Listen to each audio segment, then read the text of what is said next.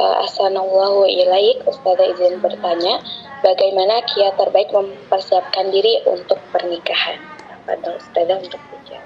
Masya Allah, Tabarakar Rahman. Pertanyaan yang mewakili teman-teman semuanya ya. Bagaimana persiapan sebelum pernikahan? Baik, pertama teman-teman, di antara persiapan kita yang mesti kita lakukan itu adalah berilmu dulu.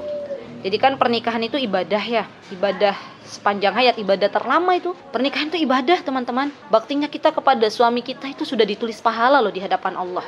Maka dari itu sebuah ibadah harus dilandasi dengan ilmu. Dan kita harus belajar kembali, bukan hanya sekali teman-teman belajar di sini, tapi teman-teman juga belajar ilmu agama, ilmu syari itu kapanpun dan dimanapun. Jika Allah sudah membuka kesempatan teman-teman untuk belajar ilmu syari, maka kejar itu ilmu. Duduk. Ketika kita berbekal ilmu ya dalam mengarungi pernikahan, maka itu akan lebih utama dibandingkan hanya sebatas keinginan saja, tidak ada ilmu. Jadi tetap yang namanya ilmu itu harus kita lakukan sebelum kita melangkah menuju jenjang pernikahan. Ya, sebenarnya tadi saya mau menyampaikan, hampir lupa ya teman-teman. Jadi ini mumpung banyak para jomblowati ya namanya. Pengalaman kami waktu kemarin kita mutiara hikmah Sakinah ya, saya lupa namanya karena bukan saya yang mengurusi, tim kami yang mengurusi. Mutiara Sakinah namanya ya, Mutiara Sakinah itu pernah kita tuh bikin kemarin ta'aruf gitu ya antara ikhwan dan akhwat. Subhanallah, ternyata jumlah akhwat itu kurang lebih 120 ya sampai 130 tuh yang masuk biodatanya.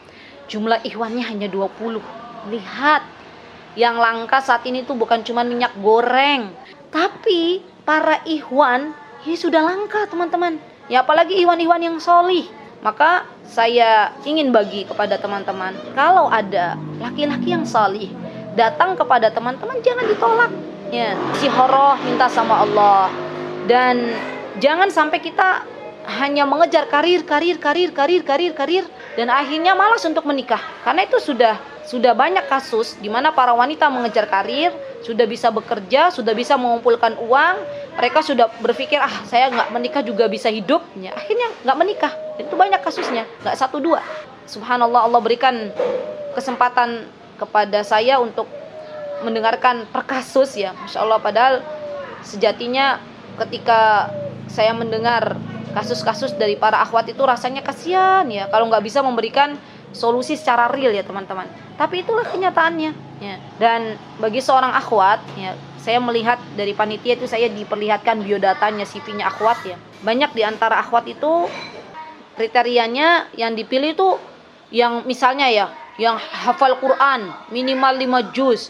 Padahal saya lihat hafalan Quran akhwatnya juz 30 aja belum. Ya, pengennya dapat ikhwan yang 5 juz, pengennya dapat ikhwan yang 30 juz, pengennya ikhwannya itu yang tinggi, yang putih, yang bahunya bidang. La haula wala quwata illa billah. Jadi ini banyak ya kasus-kasus di mana akhwat itu terlalu tinggi kriterianya. Ya.